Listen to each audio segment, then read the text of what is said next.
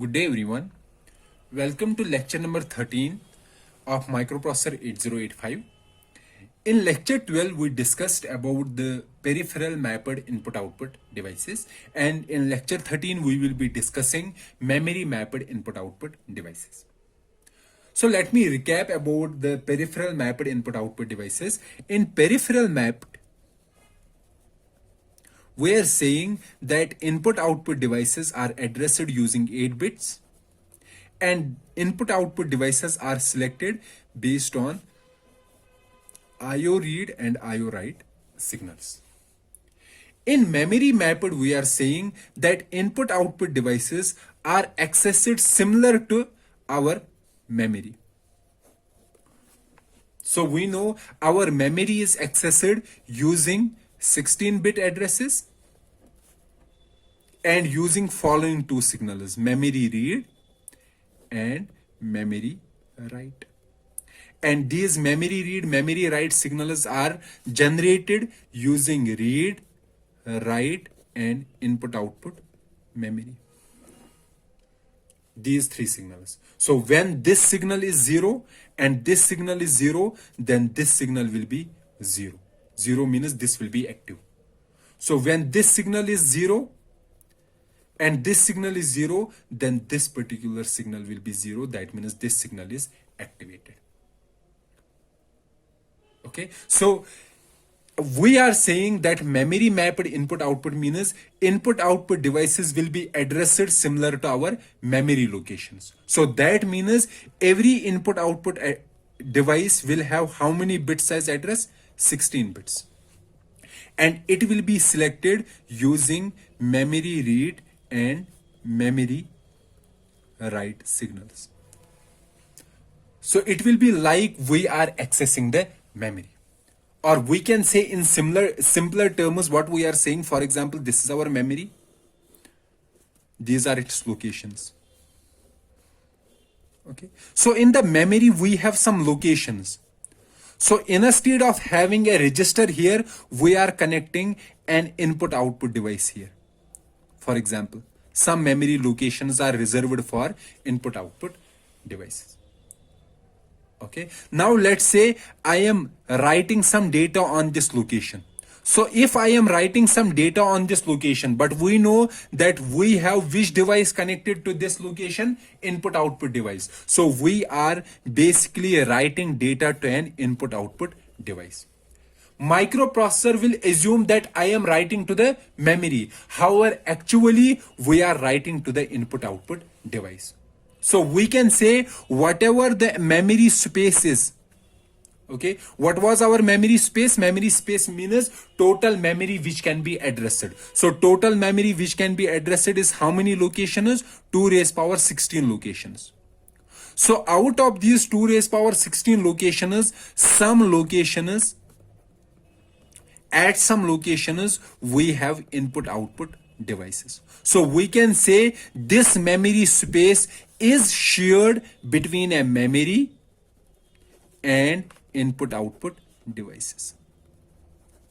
So if we have large number of input output devices connected, that means large portion of memory is allocated to input output devices, and only some portion of memory will be used as actual memory, because this entire memory space is shared between the input output devices and our memory locations.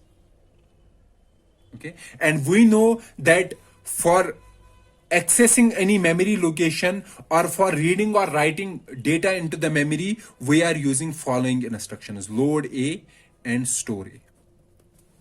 Okay, so likewise the same instructions will be used to access input output devices. So for example, if I have to load data from some input device, load data means read data from some input device, and that input device is connected at address 8000. Okay, what I will write in instruction: load A 8000H. So it will go to this 8000 address. At the 8000 address we will be having which device? Input device. So we will get data from that input device and will place that data into the accumulator. Okay. Likewise, if I have some output device stored at 8006 address, I will write instruction store A 8006H.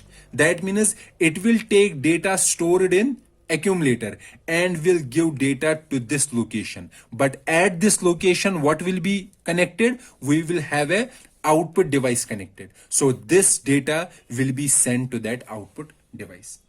And the signals will be same: memory read in the first case and memory write in the second case. Okay, so in peripheral mapped input output devices, we were differentiating between the memory and input output operations using our IOW and IOR signals. However, in this case, all input output devices and memory, they share the same space. Only some space from the memory is allocated to input output devices. So if this address belongs to that particular space which is shared with input output device, that means we are doing an input output operation. Fine. So all the instructions that we were using with the memory, okay, for example, the following instructions. Let's see. Let's take some of the instructions. Let's take example of some instructions. For example, this particular instruction. Move MR. Okay, so move M. M is here a register pair. Register pair that stores the memory address. And this is our register. This says go to this memory address and bring data from this memory address and put data into this register. Okay, so this instruction will go to the memory, and if at that address, at this address, we have an input device, okay, so it will take data from that input device and will place that data into the register. So using memory mapped devices, we can directly perform operation between a register and an input output device. However, in case of peripheral devices, for example, if I have to move data from an input device to this register, to B register, I cannot do that directly in peripheral mapped input output devices. I can also do this in from this input device. For example, the address of this input device is FFH. So FFH. So this will take data from this input device, from this device, and will place that data in A. Then from A, I can move that data to register B. So in peripheral mapped input output devices, we can do an operation between an accumulator and input output devices, a direct operation. However, direct operation between any other register and input output device is not possible in case of peripheral mapped input output devices. However, in case of memory mapped devices, we can do a transfer between any other register and input output device. Okay. Moreover, any instruction that we discussed that we used to do with the memory. For example, the following instructions: STA, load A, load AX, STAX, move, I have already discussed it, add M. Add M says that go to this memory, get the data, and add that data to the accumulator. So if this memory location, we have an input output device or input device, we will get data from that input device and add that data to the accumulator. Okay, sub M and ANAM and many other devices, instructions. These instructions can be directly executed on our input output devices. However, it was not possible in our peripheral mapped input output devices. The negative side of using memory mapped in IO is that some locations in memory will be taken up by taken up by input output devices. Or we can say the effective memory that we can use is less than 2 raised power 16 locations. Or we can say 2 raised power 16 locations will be 64K. So effective memory will be less than 64K. So for example, if I am saying that I have, for example, let's say that I have 256 input output devices or 256 total devices. Okay, or let's say I have 1K total devices. Let's keep, sorry, 256 input output devices. Okay, total how many devices? 256. So how many locations are there in the memory? We have 2 raised power 16 locations. Okay, out of these locations, these 256 locations will be used for input output devices. So 2 raised power 56 will be 2 raised power 8 locations. 2 raised power 8 locations will be used by input output devices. So subtracting these locations, 2 raised power 16 minus 2 raised power 8, these locations will be used by memory. Okay. So if we increase the number of input output devices, our total effective memory will decrease. And if we decrease the number of input output devices that can be connected, the total effective memory will increase. Okay, so I can say that 2 raised power 16 minus 2 raised power 8. So that will be 2 raised power 8 into 2 raised power 8 minus 1 locations. And we know each location stores how many bits? 8 bits. Okay, so this will be my effective memory. Or I can say 2 raised power 8 into 2 raised power 8 minus 1 will be 255 into 8. Instead of bits, we will write bytes. These many bytes I can store in the memory. This will be the effective size of my memory when I am using how many devices? 256 input output devices. Okay, so this is the negative side of an negative side of a memory mapped input output device.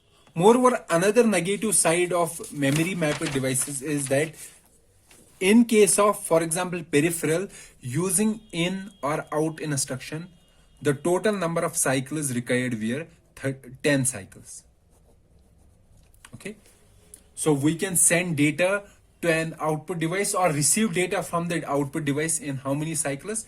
10 cycles. However, in case of memory mapped, for example, for in instruction we have load A and for out instruction we have store A. Executing these two instructions will take 13 cycles. So that means taking data from an input device or giving data to an output device, we require how many cycles? 13 cycles. And in case of peripheral, we only require how many cycles? 10 cycles. Okay, so can you answer why 13 cycles here and why only 10 cycles here? Here we are only using 10 cycles because it is a 2 byte instruction. So we have to get 2 bytes from the memory. It is a 3 byte instruction. So there is one extra byte, and getting that extra byte from the memory, we will require extra 3 cycles, and those 3 cycles get added here. So we will require only 10 cycles in case of peripheral mapped input output devices, but in case of memory mapped input output devices, to access any input device or an output device, we require 13 cycles. And as I said, the main advantage of this memory mapped input output device is that we can do the operations, both the transfer operations and arithmetic operation, directly on input output devices. Okay, we don't have to get the data into the accumulator and then do the arithmetic operation like in case of peripheral mapped input output device. However, in case of memory mapped, we can do directly data transfers between input output device and any register, and we can also perform arithmetic operation directly on input output device, which is not possible in case of these peripheral mapped input output devices. Okay, In addition, other advantage is that in case of peripheral mapped input output device, the maximum input devices that we can connect is 256. However, in case of memory mapped, the maximum varies, can reach up to 2 raised power 16. Okay. Basically, we don't go to this level, but still I am saying that maximum possible input devices that can be connected is 2 raised power 16 devices. Okay, so yes, there are some advantages and there are some disadvantages. And our microprocessor 8085, it has the flexibility. It can both use the peripheral mapped input output device scheme, and it can also use memory mapped input output scheme. So it provides us the flexibility to use the scheme of our own choice. And as I said, that in the market you will find different types of chips are there, interfacing chips, which you can connect it to your microprocessor 8085, and after reading the specification of that particular interfacing circuit, you can program that interfacing circuit accordingly and will connect the input and output devices to that particular interfacing circuit. For example, many interfacing circuits or we can say, using our this microprocessor 8085, we can develop a safety control system. Okay, so safety control system means that we will be having an interfacing circuit. Okay, and this interfacing circuit will have some safety devices or safety switches connected. Let's say this switch is connected to cooling system, this switch is connected to heating system. Okay, and using our microprocessor, we can program our microprocessor such that when temperature goes high, we will send this signal as equal to 1. So it will start a cooling system, and this signal will be 0. So heating system will be disabled. So our cooling will start. However, if our temperature goes below the normal temperature, we will send 0 signal at this port and 1 signal at this port. So this heating system will start working and cooling system will go down. Okay, so microprocessor can be used to develop a complete we can say a safety control system, where using our microprocessor we can control the different components or different switches, or we can say the different systems that are used for the safety control of our system. Okay, so this was all about interfacing of input output devices to our microprocessor 8085, and this completes not only this lecture, but it also completes our discussion about the peripheral mapped and memory mapped input output devices. So from the next lecture we will start how we can program our 8085. So let's meet in the next lecture. Till then, goodbye.